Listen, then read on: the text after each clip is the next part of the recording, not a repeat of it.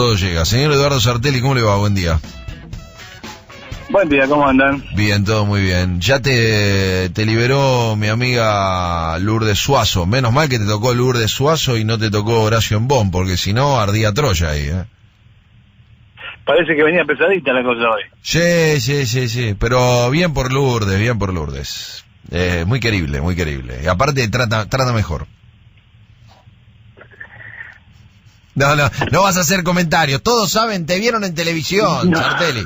Todos te vieron en televisión. Yo no hice ningún comentario, estaba esperando. No, pero Horacio venía muy motivado y yo dije, bueno, vamos a tener un problema. Así que bueno, mejor que lo acomodaron para el bienestar de todos nosotros y para tenerte aquí en tiempo y forma, porque obviamente desde muy temprano en la mañana, yo diría que ya del fin de semana, ¿no? El tema de la situación de Bolivia, ¿por qué no? Yo no descarto lo que sucede en Chile, ¿no? Que genera una Sudamérica muy convulsionada, de la que venías hablando de hace algunas semanas, señalando específicamente este tipo de situaciones, pero ahora con un hecho complejo que ha puesto obviamente en vilo a todo el mundo. Y que requiere de un análisis profundo. Nosotros hablábamos muy temprano con algunos comunicadores bolivianos tratando de entender lo que estaba sucediendo, lo que pasó horas antes, y bueno, con una lógica en la que ya de movida planteamos, ¿no? Al principio del programa, más que buscar una etiqueta, tratar de comprender lo que está sucediendo. Tal vez el señalamiento sobre el golpe de Estado, que me parece que está ahí latente, es una clave para lograr entender qué es lo que sucede, ¿no? Claro, ahí el punto es, digamos, la etiqueta rápida de golpe de Estado cae simplemente porque es Evo, porque el mismo Evo puso en marcha esa estrategia de golpe de Estado, incluso antes de que se pronunciaran las Fuerzas Armadas, incluso antes de que le pidieran la renuncia. Es decir, ya cuando aparecieron las primeras sospechas de fraude en la elección, Evo largó la consigna de acá hay un golpe de Estado. De manera tal de que hay una operación golpe de Estado. Y uno no puede comprarse eso tan alegremente.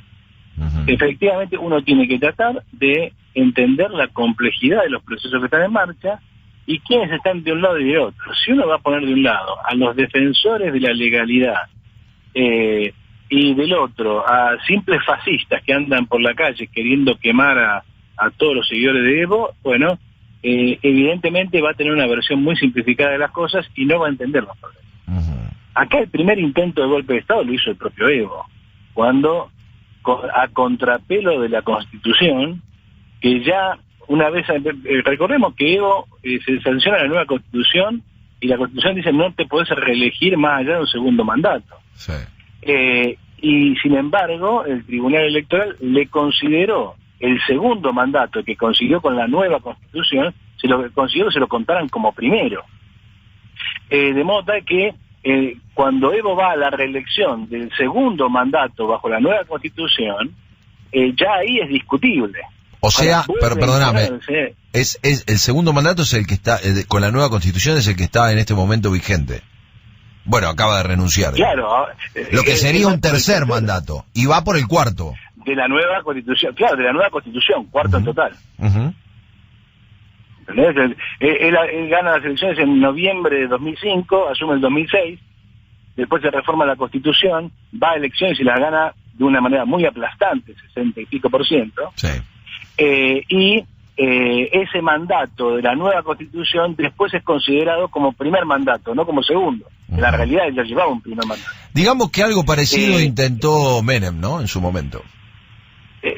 Sí, todavía peor que Menem, porque Menem iba por la re, y este iba por la re. Sí. Es decir, me molesta porque yo no puedo pronunciar bien la R, pero básicamente es eso, ¿no? Entonces, la Constitución de ninguna manera lo avalaba. Él trató de saltar la Constitución llamando a un plebiscito por el cual la población le dijera sí, Evo tiene razón en su interpretación. Bien. El plebiscito le dijo que no. O sea, ya tenés la Constitución en contra, tenés un plebiscito en contra. ¿Cómo llegó Evo a ser candidato? Evo llegó a ser candidato porque el Supremo Tribunal Electoral, que es masista, o sea, es partidario de Morales, lo habilitó con el argumento de que si no, no se respetaría su derecho humano a elegir y ser elegido. Sí. Digamos, que Evo llegue hasta aquí, ya es toda una violencia sobre la organización constitucional de Bolivia, si nos vamos a poner en ese nivel. Entonces, cuando se produce esta elección, lo que queda claro es que Evo tiene que liquidar la cosa en primera vuelta, porque su derrumbe ya viene bastante acelerado desde 2013 en adelante. Pensemos que él gana la primera elección por más del 50, después gana 2 por el 60, y el plebiscito lo pierde 52 a 48. Y ahora saca el 47 y un 47 completamente trucho. Es decir, viene perdiendo muchísimos votos, cerca de un tercio de los votos. A ver, más allá que no llegaba a segunda vuelta. A ver, más allá de eso, digo, tiene una convocatoria electoral muy importante.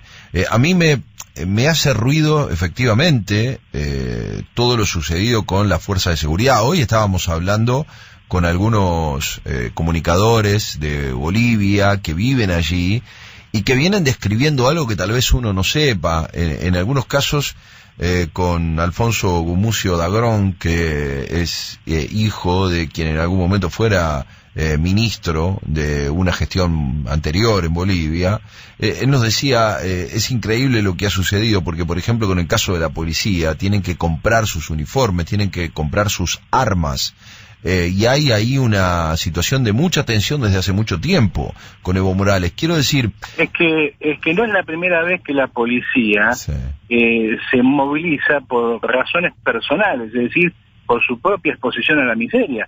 Pensemos que buena parte de la caída de Sánchez de Lozada se debe al asedio que hizo la policía contra el gobierno, apenas defendido por las Fuerzas Armadas, en el año 2003.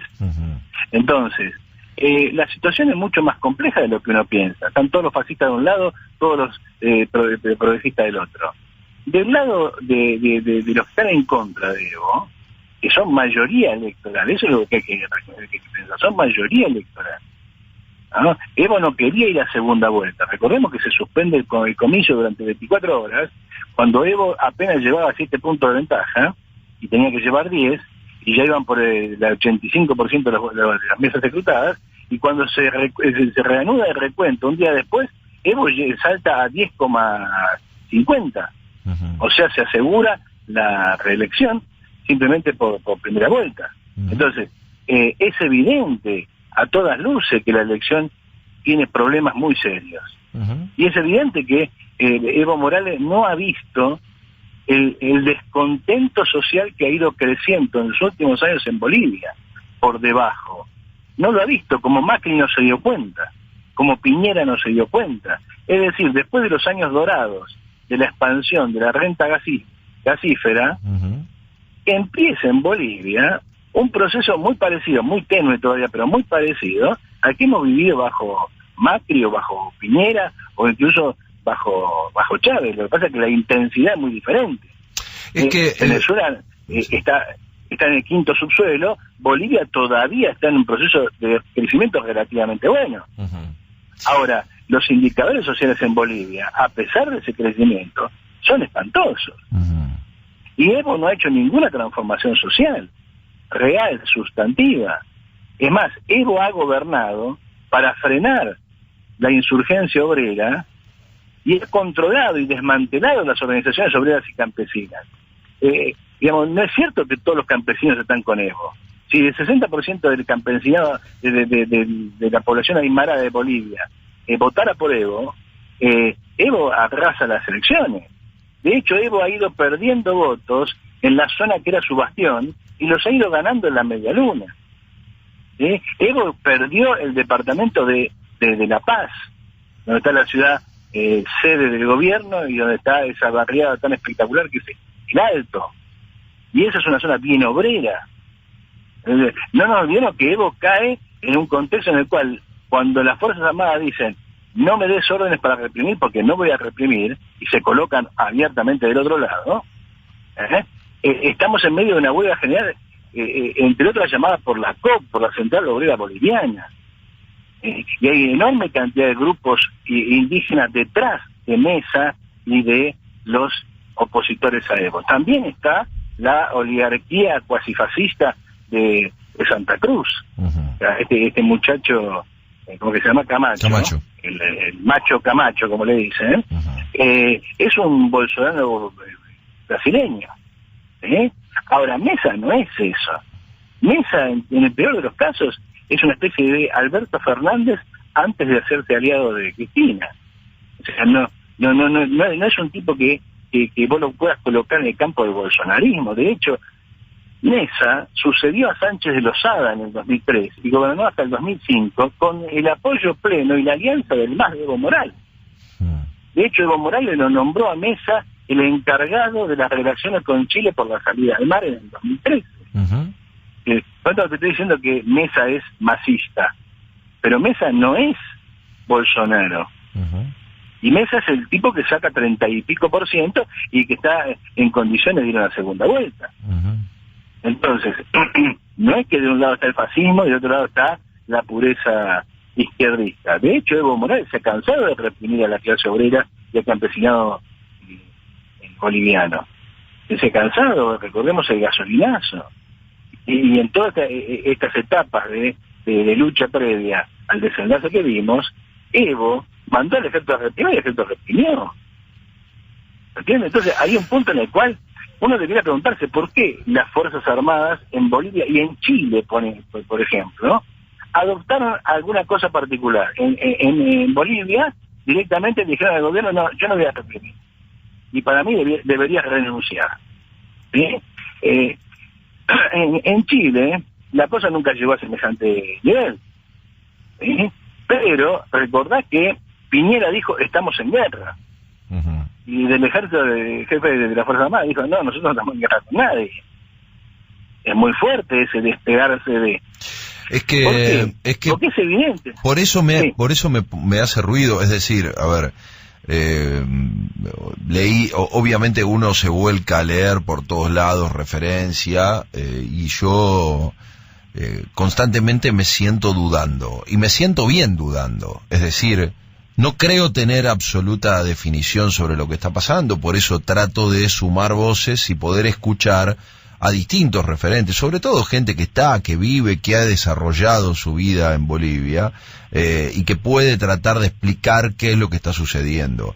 A mí me hace sentir muy bien la duda, cosa que a algunos se les complica dudar. Parece que hay que ser determinante en situaciones, la verdad que no tengo la totalidad de la comprensión de lo que pasa ni en Bolivia ni en Chile. Si me dejo llevar por efectivamente lo que se hablaba de ambos países, se hablaban de los dos más grandes éxitos de Latinoamérica, uno con una referencia de derecha y el otro de izquierda. Bueno, esos dos grandes éxitos están ardiendo en estos momentos. Entonces, se me hace muy difícil... Eso lo dijimos acá. Bueno, pero por eso digo, se me hace muy difícil sentar las bases. Lo digo tan ficticio como el modelo chileno. Se me hace absolutamente poco creíble los datos. Se me hace poco creíble todo lo que se difunde de información sobre los crecimientos económicos, sobre la situación de bonanza que viven los pueblos, tanto chileno como boliviano. Es decir, todo lo pongo en tela de juicio, porque no creo que si existieran los números que me planteaban y las buenas gestiones de uno y otro, estamos viendo las imágenes que estamos viendo, son absolutamente desgarradoras. Pero vos tomás como punto de partida la Argentina. Yo siempre hago el siguiente ejercicio, que por ahí sirve para ayuda a pensar. Escucho a gente extranjera hablar de la Argentina. Y cuando la escucho, lo que presta atención es la cantidad de barbaridades que dicen simplemente porque no conocen el país. ¿Sí? Entonces, cuando esa gente habla de la Argentina, yo me doy cuenta que están diciendo disparate. ¿Por qué? Porque estoy acá, lo vivo hasta por osmosis, te das cuenta. Ahora, esa misma gente después te habla de otros países. Bueno, su valor su valor como información está dado por eso. Donde yo conozco dicen pavada. Toda la intelectualidad inglesa, norteamericana, que se dice de izquierda marxista, está festejando la liberación de Lula y a los gritos por el golpe de Estado contra Evo. Es la misma gente que dice que Cristina Kirchner era de izquierda y que la Argentina era una maravilla, hasta que llegó Mauricio. Ahora, nosotros vivimos acá. A mí no me la vas a contar. Y quiero que... Bueno, en los números el kirchnerismo era fantástico. Obviamente, ¿cuál era la realidad? Y la realidad no era ni un desastre, ni la realidad era un paraíso. La realidad era una masa de ingresos extra que tuviste, que vehiculizó un cierto crecimiento interno, que comparado con el 2001-2002 es espectacular. Pero comparado con la historia argentina, no es más que un paso más en la miseria. Bueno, es que ese paradigma... Chile y compañía... Es que ese paradigma lo veo reflejado en las bondades de las exportaciones petroleras de Venezuela, la situación de alza del precio de la soja, las posibilidades de desarrollo a través del cobre de Chile, el gas en Bolivia. Es decir, cuando esos presidentes, cuando esos gobiernos tuvieron el boom de sus commodities, lograron establecer un vínculo con la población que después se fue desmembrando. Y esto no deja de reconocer lo interesante de una distribución de esos beneficios que han mejorado situaciones en distintos sectores. Pero ninguno, por lo menos hasta donde uno tiene conocimiento, logró cambiar la matriz de ese desarrollo. Logró asentar las bases para no atravesar cada vez que hay una crisis a un subsuelo en peores condiciones que la anterior. No solamente eso, sino que no cambió la estructura social. Bueno. Porque si vos ves quiénes se enriquecieron con Evo, la nueva burguesía aymara, la nueva burguesía del Alto, e incluso la burguesía, la llamada oligarquía paceña, la oligarquía, perdón, de la Media Luna, que son fervientes opositores a Evo, esa gente se enriqueció muchísimo más de lo que recibió el pueblo boliviano. Y esa gente estaba muy bien con Evo hasta hace poco. Obviamente se empieza a agostar la masa de recursos y las cosas empiezan a ver. Hoy Bolivia tiene un 8% de déficit del PBI. El porcentaje de la deuda sobre el PBI ha aumentado del 16 al 25, y eso que todavía no ha habido grandes devaluaciones. Hoy, cuando vos ves la situación de la economía venezolana, boliviana, no la ves en su momento de auge, lo ves para abajo, y entonces ahí empiezan a aflorar estas contradicciones. Lo que vos ves en Bolivia, a diferencia de Chile, son dos alianzas burguesas. Una que representa a una burguesía comercial y una pequeña burguesía llamada campesina, que de campesina tiene poco, ¿no? Sobre todo cocalera, versus la burguesía de la Media Luna agroproductora. Es la gente que te quema las 500.000 hectáreas en Chiquitaña para sembrar soja. Toda esa gente, mientras la renta gasífera estaba en alza, aplaudió a Evo, y Evo hizo las tareas que esa gente necesitaba, controló el movimiento obrero, eliminó las tendencias insurreccionales. En el 2003, en octubre, llegó a haber una especie de doble poder en el Alto, en La Paz. Y todo eso Evo vino y lo controló, de manera que controló a los campesinos más pobres que ya no jodían a los grandes terratenientes de la Media Luna. Entonces, Evo no es el representante de una izquierda, es el representante de una alianza que llega al poder y gracias a una serie de recursos reparte un poco y arma una super alianza, como en su momento Cristina. Cuando hay plata todos están con el gobierno. Cuando empieza a escasear la plata se empieza a fracturar. Y eso es lo que le pasó a Evo. Se le fracturó esa alianza porque se le agotaron los recursos.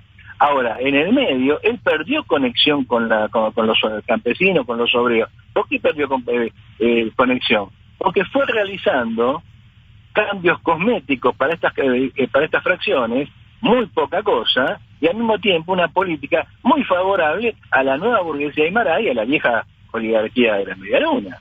Entonces, acá lo que uno tiene que entender no es que se descompone un gobierno popular que repartió para los pobres, se descompone la alianza que aprovechó el impulso de la masa para llevar al gobierno. Enfrente tiene otra alianza que aprovecha esta crisis, se aglutina y se le opone. ¿Te suena a macrismo, kirchnerismo? Y es más o menos el mismo movimiento. Ahora, ninguna de las dos alianzas expresa la clase obrera en su totalidad dentro de una política propia de la clase obrera. Ahí no hay ningún socialista.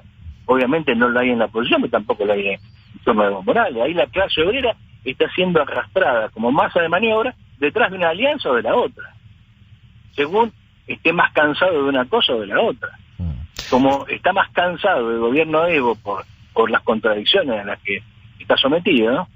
En medio de un boom económico recibe poco, recibe migajas, en medio de un boom económico sus organizaciones son desmanteladas, en medio de un boom económico los que se enriquecen son los que se enriquecieron siempre, en el medio de denuncias de corrupción, etcétera, etcétera. En ese contexto, bueno, ahora una parte de la clase obrera y campesina giró hacia la alianza opositora, pero acá no ha cambiado nada. Mesa no va a hacer algo muy distinto de lo que hacía Evo, por la misma razón que Macri no pudo hacer algo distinto de lo que ya hacía Cristina.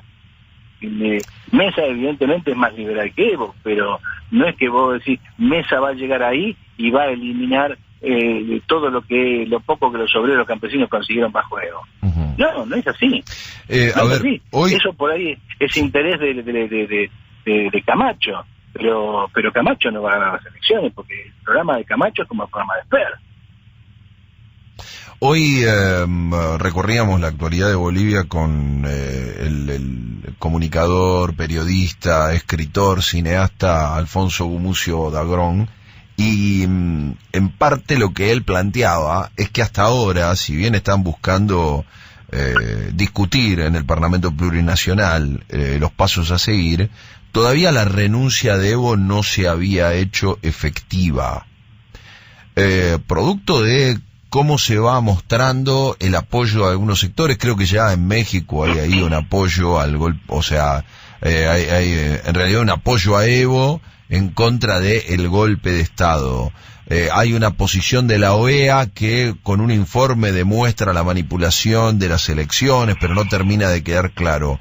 ¿Imaginás que pueda haber un golpe, un giro, un golpe, o ya que las Fuerzas Armadas, que la policía hayan desistido de avanzar contra el pueblo no le deja chances a Evo con una intención de retorno? Onda, que llegue el operativo Clamor para que yo vuelva a hacerme cargo de Bolivia.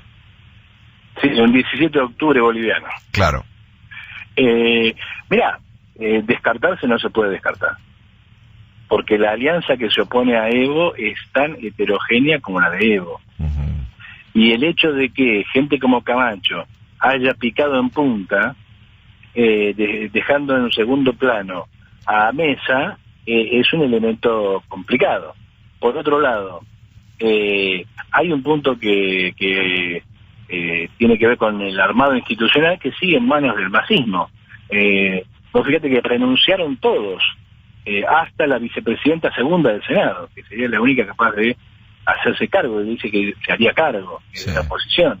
Sí. Ahora, 2/3 de las dos cámaras de Bolivia, del Congreso boliviano, están en manos del masismo. O sea, si quisieran armar un gobierno para convocar a elecciones, habría que eliminar la ley electoral actual, llamar a elecciones anticipadas, y todo eso tendría que ser con voto del masismo. Es decir, Evo se fue, pero el MAS todavía tiene poder institucional. Puede ser que Evo vuelva, puede ser. Lo que no se ve, realmente lo que no se ve, es que haya masas por la calle exigiendo el retorno de Evo. Hay más gente acá en Buenos Aires ahora que en cualquier lugar de Bolivia. Puede suceder que se desarrolle más adelante, que durante la semana crezca. Puede suceder. Si eso sucede, digamos, el escenario de guerra civil es más probable que el escenario de retorno de Evo. Pero perfectamente pueden llegar a un acuerdo, ¿no? Perfectamente pueden llegar a un acuerdo. Mesa ya gobernó con acuerdo de Evo, así que no sería imposible un nuevo acuerdo. Lo que yo creo que, por lo menos por lo que se ve ahora, es difícil. Uno hubiera esperado que un presidente votado por más del 40% de los votos, no sé cuánto, 47, no sé, ponele, tuviera en la calle masas dispuestos a defenderlo. ¿Por qué renuncias entonces? ¿Por qué te bajás? Uno puede decir, bueno, está haciendo la gran Juan Domingo, la gran Cristina. Está bien, yo me voy y ustedes van a tener que hacer un ajuste brutal y yo volveré y seré millones. Bueno, puede ser que esa sea la jugada de Evo. Lo que está claro es que Evo se quedó solo. Digamos, el pronunciamiento de las Fuerzas Armadas es el último punto. A Evo le renunciaron ministros, se le dieron vuelta incluso gobernadores de departamentos enteros, como Potosí. Entonces, y esa gente se dio vuelta ¿con qué criterio? Y yo tengo que escuchar a las masas. Es decir, yo no me voy a hundir con vos. ¿Ah? Es decir, hay un proceso de vaciamiento muy rápido del poder de Evo.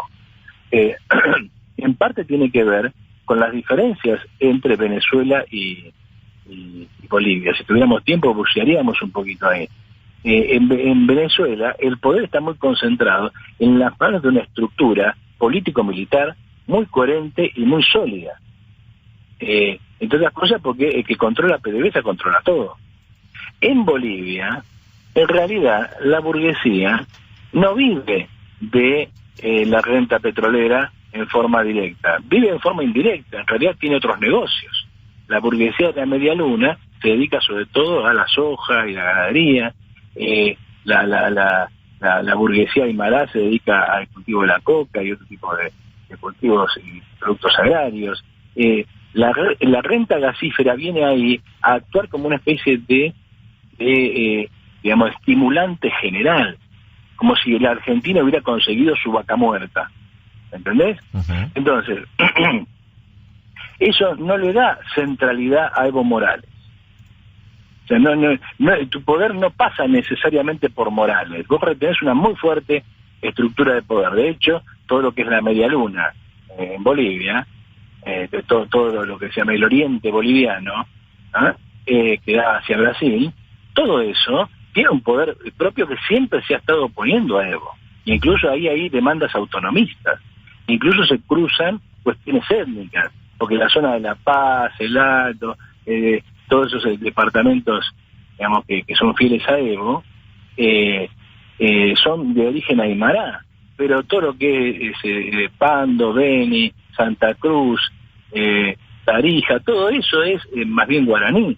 Entonces se cruzan los problemas étnicos para darle a la situación boliviana una complejidad que la situación venezolana no tiene. Uh-huh. Evo no tiene un partido, por ejemplo. Evo es Evo. Es mucho más personalista que Cristina. Bueno, mirá, hoy estábamos hablando increíblemente, lo que estás planteando se condice totalmente con lo que decía Gumuzo de Agrón.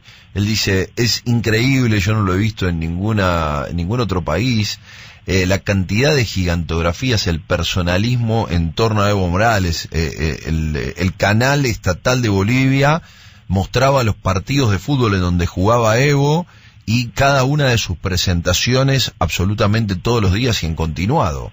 Es decir, sí, esto que ahí en Bolivia le decían evolatría. Bueno, esto que estás planteando, ¿no? O sea, Evo era todo, gigantografías de Evo, carteles de Evo jugando al fútbol, digo, esta lógica muestra efectivamente cómo se consigue alinear ese poder, ¿no? Claro, pero es un poder muy personal y por lo tanto muy poderoso porque todo está centralizado en vos, pero muy frágil porque no tenés estructura atrás. Por eso él tiene que hacerse reelegir a cualquier costa, porque no tiene poder real detrás. No es que tiene un partido que puede hacerle el aguante. ¿Entendés? Evo, el MAS, no es un partido, es una configuración de movimientos sociales. Uh-huh. Movimientos campesinos, sobre todo, que en realidad son todos movimientos de pequeña burguesía agraria.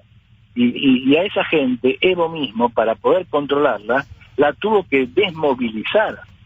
Es decir, tuvo que hacer que el poder autónomo que esa gente tenía se pierda y Evo controlarla a través de una serie de mecanismos de cooptación estatal.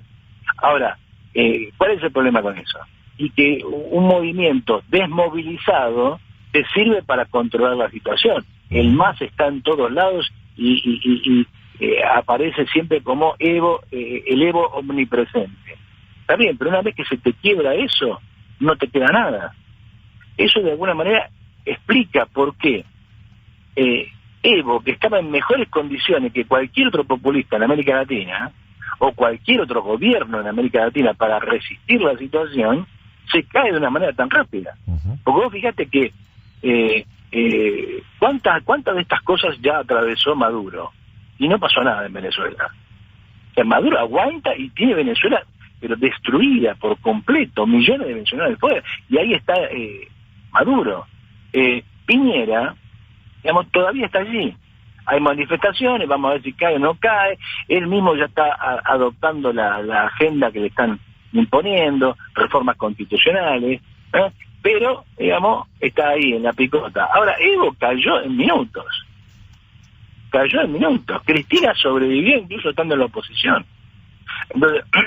Entonces, eso muestra que la estructura social boliviana es muy diferente de otras estructuras, hay otros problemas, y Evo Morales tiene sus peculiaridades. Dentro de este marco general de un tipo que con plata logra armar una estructura relativamente estable. Ahora, fíjate, apenas aflojó un poquito, se desplomó, ¿no? Porque Bolivia no está ni siquiera en la situación argentina. Bolivia todavía este año va a crecer 3% o algo por el estilo. O sea, no es que se está desplomando. Está acumulando tensiones muy fuertes, pero no se está desplomando. Bueno, el problema, ¿por qué se desploma? Estamos ya recontrapasado del cierre. Se corrió un poco el espacio producto de que en lugar de las 12 corrimos un poquitito y ya se nos complicó por el horario. Nos tenemos que ir, pero la semana que viene la seguimos porque seguramente esto no se termina acá. Hay que seguir viendo qué es lo que va a pasar. Te mando un abrazo y hasta el próximo lunes. Dale, un abrazo.